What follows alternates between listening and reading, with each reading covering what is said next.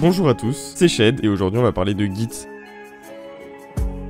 Dans un premier temps, je vais vous inviter à installer le logiciel Git dont on va parler dans la vidéo, qui est un logiciel de versionning qui va vous permettre de collaborer avec plusieurs personnes sur un projet et d'établir du coup des versions sur ces projets. Ce logiciel est donc disponible sur l'ensemble des systèmes d'exploitation que l'on connaît, à savoir Windows, macOS et Linux, et il a été développé par le créateur de Linux, M. Linus Torvald. Actuellement, où je tourne la vidéo, on est en version 2.5.1 et une fois que vous l'avez installé, vous pouvez donc aller dans votre terminal et tout simplement taper la commande Git. Pour ce faire, quoi de mieux qu'expliquer Git en utilisant GitHub? J'aurais pu aussi utiliser GitLab, Gitea ou une autre solution d'hébergement de dépôt Git. Il faut savoir qu'on peut très bien utiliser Git en local. Là, je vais l'utiliser donc en utilisant un dépôt à distance hébergé par GitHub. GitHub donc qui appartient à Microsoft. Il va nous falloir donc des dépôts à distance sur GitHub. Donc là, j'en ai créé deux. Un tuto qui est en public et un tuto 2 qui est en privé. La différence, c'est que celui en privé, ça va être plutôt pour un projet personnel que je n'ai pas envie de divulguer à tout le monde ou alors à des personnes restreintes. Et public,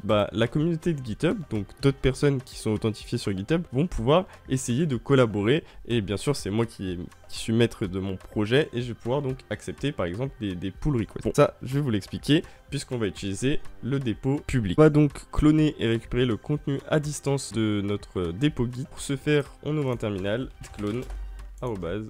Là, on va avoir un warning. Pourquoi on a un warning? Simplement parce que à l'heure actuelle, il n'y a rien sur notre dépôt Git, donc c'est normal. On peut s'y rendre, hop, c'est des tutos. Là, pourquoi je suis dans la branche main? C'est tout simplement la branche par défaut à distance. Pourquoi elle s'affiche sur mon terminal? Parce que j'ai une extension de profil sur le PowerShell grâce à OhmyPosh. Donc j'ai fait un tuto aussi si vous voulez avoir le même terminal. Ça permet aussi de savoir dans quelle branche on se situe dans un dépôt Git parce que comme c'est un logiciel de version, on peut aussi créer des branches en fonction tout simplement des versions. Pour ce faire, on va ouvrir Visual Studio Code maintenant avec un code point et là on est à l'intérieur de notre projet. Comme on le remarque, il n'y a rien et là on va donc créer nos premiers fichiers. On va venir aller par la suite pousser à distance sur les serveurs de GitHub, là où se trouve donc notre dépôt Git. On est donc à l'intérieur de notre dépôt Git hosté par GitHub et on va pousser des choses sur notre serveur, tout simplement. Pour ce faire, on va créer donc un premier fichier, donc par exemple template.py, un fichier template. On va donc faire un print hello world, des choses d'assez simples, et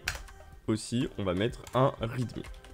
Je vais vous montrer une fonction de GitHub. Alors comment on va faire? Déjà pour transférer ces deux fichiers, ou si je veux transférer qu'un seul fichier par exemple, sur notre dépôt GitHub. On va faire donc un git add et le nom de notre fichier. Donc par exemple, je veux ajouter sur le dépôt dans mon commit, donc c'est un point au niveau de la version. Donc je veux faire une image à un instant T de mon code. Je veux envoyer que template.py. Donc je fais que git add template, donc le nom de mon fichier. Là, si je fais un git statut, j'ai donc ce fichier, donc template.py, qui a été ajouté, mais par contre, je ne suis pas readme.markdown, donc le deuxième fichier ne sera pas envoyé dans mon commit. Si je fais par exemple un git commit, là je fais -m par exemple template, donc git commit, on prend une image à l'instant T. À l'instant T, on a fait quoi? On a juste ajouté le template.py, donc git commit -m un message, donc ça c'est souvent c'est en anglais dans les projets. Là, je vais le mettre en français. Donc, on va mettre, voilà, juste fichier template. Donc là, git commit. On a ajouté un fichier, donc un file. Donc, ça va être template.py. D'ailleurs, je vous ai pas montré, mais sur mon Visual Studio Code, j'ai une extension en plus qui s'appelle GitGraph et qui est vraiment une très bonne extension pour comprendre comment fonctionnent les branches et les fichiers que vous avez push sur Git. Donc n'hésitez pas à l'installer, c'est GitGraph. Je la mettrai aussi en description de la vidéo. Donc voilà, on peut voir que dans mon commit, il n'y a pas le readme.markdown, mais il y a juste le fichier template. J'ai juste à faire juste un git push en fait. Hop. Et là, voilà, j'ai envoyé dans la branche main, du coup, mon fichier. Donc si je retourne sur mon dépôt Git hébergé par GitHub et que je réactualise, je vais donc avoir mon fichier template.py que j'ai push avec mon commit. Donc le commit c'est fichier template et donc on retrouve le code qu'on a écrit print hello world. Par contre, comme je vous ai montré, on n'a pas suivi le fichier readme.md. Comment on va faire maintenant si j'ai plusieurs fichiers? Est-ce que je dois faire à chaque fois git add le nom du fichier? On va recréer un autre fichier, par exemple, on va l'appeler index.html. Aussi, on va prendre donc, on a deux fichiers. Là, je vous ai montré le cas où on veut pousser qu'un fichier. Je veux pousser ces deux fichiers, donc là, on va mettre doctype HTML, voilà, HTML lang, un head, voilà, les méta. on ferme la balise head, on met un body, tac, voilà. Et on met une balise paragraphe et une balise texte H1. Dans le readme, on va mettre petit markdown, projet tuto. Bienvenue, welcome to my project par exemple. Donc là on a créé un index.html et un readme.markdown. On veut ajouter ces deux fichiers à notre dépôt Git. Pour qu'ils soient ajoutés, on fait donc un git add. Et là, si je fais un git status, on a bien ajouté les deux fichiers qui vont être push dans notre dépôt Git pour l'instant sur la branche main. Donc là, je vais venir écrire sur la branche main. On va le faire, c'est pas optimal de faire tout et de tout push sur la branche main. Qu'est-ce qu'on fait après? On fait un git commit. On va prendre une image à l'instant T. À l'instant T, pour l'instant, qu'est-ce qu'on a? On aura template.py, readme.md qu'on va ajouter et index.html. Voilà ce qu'on va ajouter sur notre dépôt Git. Et là, on va mettre ajout ou sinon, on peut mettre fichier HTML plus MD. Voilà. Hop, et là, donc on est en attente d'un push, donc on va faire juste un git push. Tac, voilà. Et donc, on a créé un autre commit et on a push. Si je réactualise ici, hop, si je vais sur tuto, on a donc notre fichier readme. Donc là, il s'affiche directement parce que on a un interpréteur de Markdown derrière sur GitHub. On a mis Welcome to my project et on a notre fichier HTML. Donc là, vous avez vu que ça, c'était deux commits différents. Là, j'ai ajouté qu'un fichier et là, j'en ai ajouté plusieurs. Donc là, j'ai ajouté deux fichiers, donc un HTML et un Markdown. Donc avec deux commits différents. Maintenant, imaginons que cette branche main, ça devienne la prod. Donc une version de production, donc une version finale. Et que je veux effectuer des tests sur notre branche afin de voir si certaines fonctionnalités que je vais pouvoir déployer en prod, elles fonctionnent correctement. Comment je vais faire ça? Je vais créer une branche. Donc pour créer une branche, c'est tout simple. On se rend sur notre terminal, on fait un git checkout-b, le nom de notre branche. Donc par exemple, je vais, je sais pas, j'ai envie de l'appeler poney. Je vais appeler notre branche poney. Là, je suis dans la branche poney. Donc si je fais un git branche, voilà, j'ai la branche main et la branche poney. Comment je fais pour revenir sur la main si jamais, du coup là je viens de créer une nouvelle branche, comment je fais pour retrouver, retourner sur mon ancienne branche? Je fais juste un git checkout et je mets le nom de la branche. Voilà, là j'ai basculé sur la branche main, donc la branche d'origine. Donc là, on est sur la main. Je vais revenir sur celle de poney et on va faire des modifications. Vous allez voir, c'est très simple. Hop.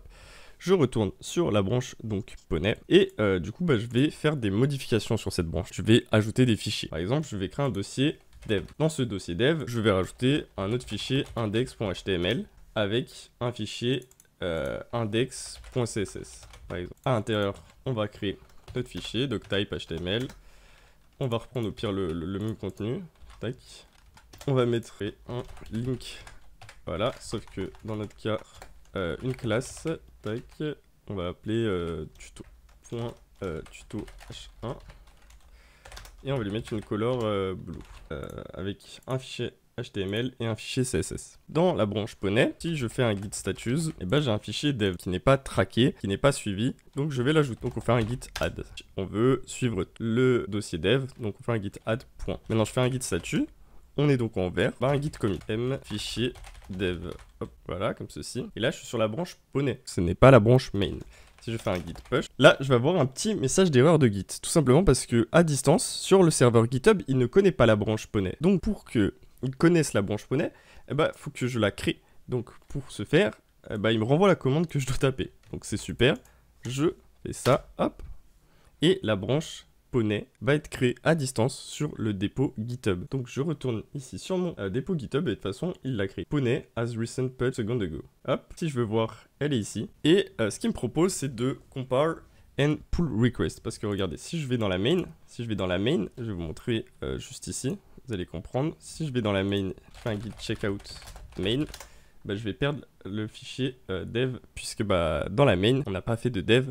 On a créé le dossier dev branche poney. Donc si je fais un git checkout et que je me déplace dans la branche poney, on va retrouver notre dossier dev avec notre fichier index.html et index.css. Maintenant, imaginons qu'on a fait nos tests et que tout est correct. Alors, on va pousser nos changements sur la branche main. Donc c'est-à-dire qu'on va comparer, faire une pull request et merger sur la branche main directement depuis GitHub. Donc on fait un compare and pull request, fichier dev. Donc là il nous montre les fichiers qui ont été changés sur cette branche. Et donc on veut comparer la branche poney à la branche main, que c'est ça qui est ajouté dans la branche poney en plus qui n'est pas dans la branche main. Donc là on met une petite description, add new files, hop, on fait create pull request.